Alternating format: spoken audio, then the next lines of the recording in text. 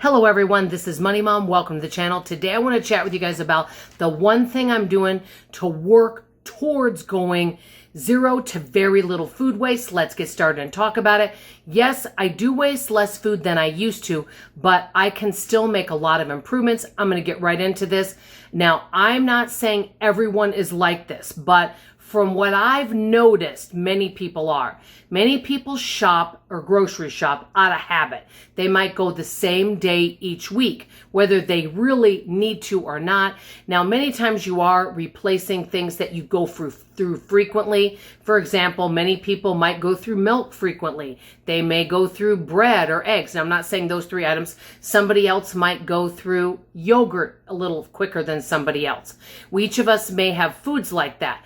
What I've noticed for myself is that we end up, because the doors are closed, when it comes to, say, our freezer, we have a lot of stuff in there, and we might make a new recipe the next week, so we buy something else, without really looking at some of the older things that have been in there that we could actually either create a meal from or use. The same with our pantry.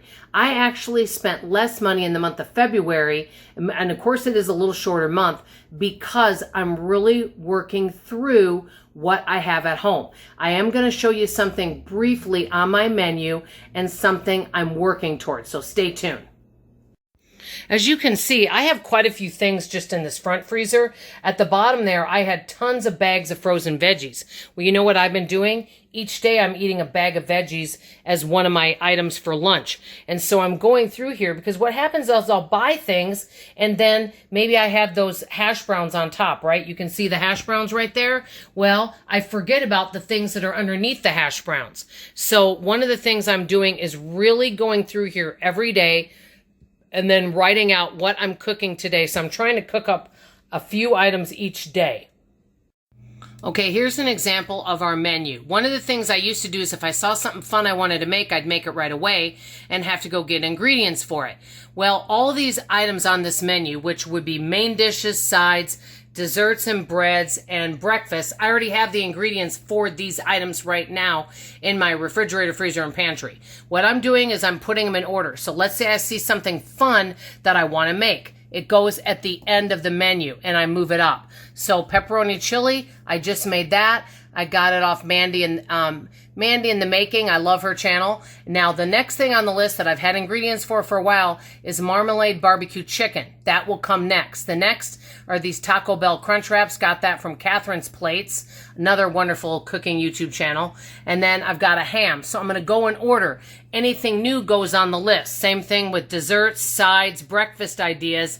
I've already got ingredients for these things, so I'm working on basically kind of like fronting and facing a shelf. I'm moving them up like this. So once this is done, then I go to number 2, then number 3. And that's kind of what I'm doing on the list. So that way I use all of my ingredients. Okay, I noticed the cereal wasn't getting eaten. Well, I'm not buying any new cereal until this is all gone. And so what I'm doing is whenever I have yogurt, I just take a little bit of this cereal and put it on top of my yogurt. And that's how I'm using it. That way it doesn't get wasted. I just thought I'd show you the back freezer. Obviously, I'm not going to need to buy chicken for a while. What I'm really working on is using these things first before I buy new stuff. I do like to keep some stockpiles of some things, but you don't want to overstockpile where you end up getting freezer burn. Bottom line is, for our family, since it's a small family of 3, it's really easy to overstock, but the problem with that is if not people are not eating it, it can go bad and expire. I'm happy to donate, but you don't want to donate expired food. So I'm really working on actually buying a little less. And one of my friends made this perfect comment. She said, Dawn, you're at the store 4 to 5 days a week. If you really run out of something, you can pick it up. That is so true, okay? It's not like I grocery shop once a month or I live in a rural area. I am out and about in the community and can stop and buy something if I really need it.